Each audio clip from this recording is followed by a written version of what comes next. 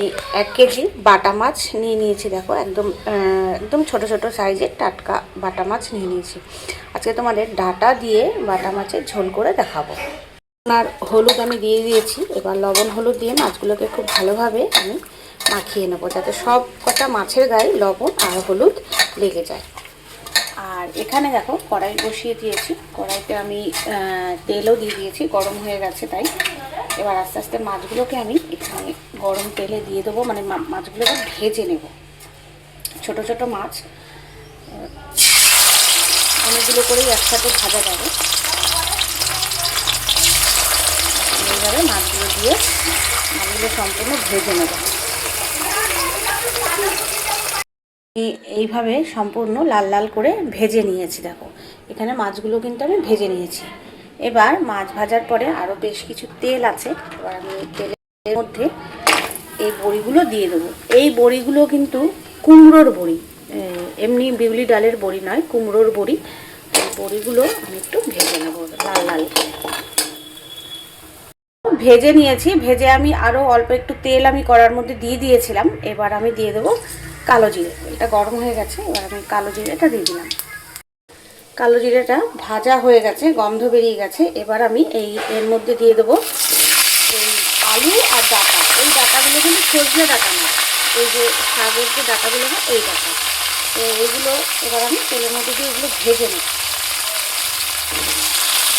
ডাঁটা আলুগুলো দেখো এইভাবে ভাজা হয়ে গেছে, হালকা হালকা ভেজে নিয়েছি। এবার এর মধ্যে দিয়ে দেবো টমেটো। এরকমভাবে টমেটোগুলো কিছু কিছু করে কেটে নিয়েছিলাম। টমেটোগুলো এর মধ্যে আমি দিয়ে দিলাম।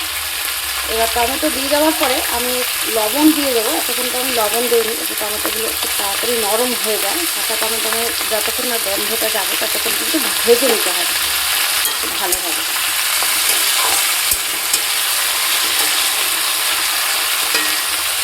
টমেটোগুলো হালকা হালকা নরম হয়ে গেছে। এবার আমি এর মধ্যে দিয়ে দেবো হলুদ, পরিমাণ মতন আমি হলুদ দিয়ে দিলাম। এবার দিয়ে দেবো শিলে বাটা আদা এবং কাঁচা লঙ্কা। আমি কিন্তু এটা একদম শিলে বেটে নিয়েছি, আদা আর কাঁচা লঙ্কা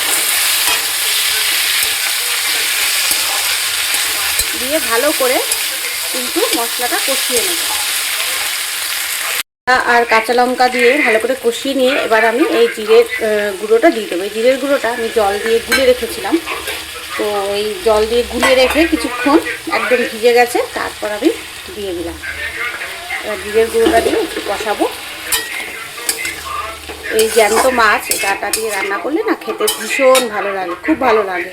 একদম হালকা মশলা দিয়ে, বেশি মশলা না আর বেশি ঝালও না। ঝালটা তোমরা তোমাদের স্বাদ অনুযায়ী দেবে। আমি খুব একটা ঝাল দিইনি, এবং এটা হালকা রান্না আর জ্যান্ত মাছের ঝোল পাতলা পাতলা করে রান্না করলে খুবই ভালো লাগে খেতে।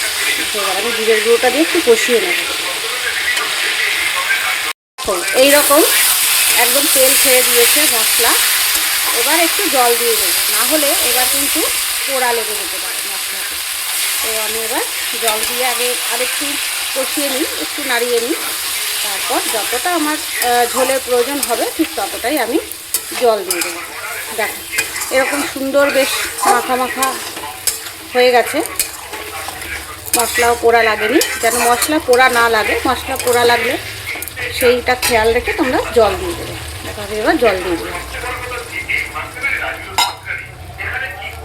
ঝোলটা খুব ভালোভাবে কিন্তু ফুটে উঠেছে, সুন্দরভাবে ঝোলটা ফুটেছে। তার কারণেই কিন্তু ওপরে দেখো এরকম তেল ভাসছে। সুন্দর যদি জাল হয় মানে ফোটে, তো তরকারি এরকম কিন্তু ওপর থেকে তেল ভাসে আর বেশ ভালো লাগছে। এবার হয়ে গেছে, আলুটাও সেদ্ধ হয়ে গেছে। এবার আমি হালকা একটু মিষ্টি দিয়ে দিলাম, কারণ ডাঁটা দিয়েছি সেই কারণে। আর এখানে ভেজে রাখা মাছ এবং বড়িগুলো সব আমি দিয়ে দিলাম একসাথে। এবার দিয়ে একটু ফোটাবো, ফুটিয়ে তারপর নামিয়ে দেবো। বেশি ফোটাবো না, কারণ মাছগুলো তো খুব ছোট ছোট, সেই কারণে অল্প ফোটাবো, যাতে মাছগুলোর মধ্যে ঝোলগুলো পৌঁছে যায় আর মাছ খেতেও ভালো লাগে। একটু ফুটিয়ে তারপর আমি ঝোলটা নামিয়ে দেবো। হয়ে গেছে, ফুটে উঠেছে, মাছগুলো বেশ ঝোলে ডুবে গেছে। এবার আমি নামিয়ে নেব। মাছের ঝোলটা হয়ে গেছে দেখো। এই যে একদম কমপ্লিট।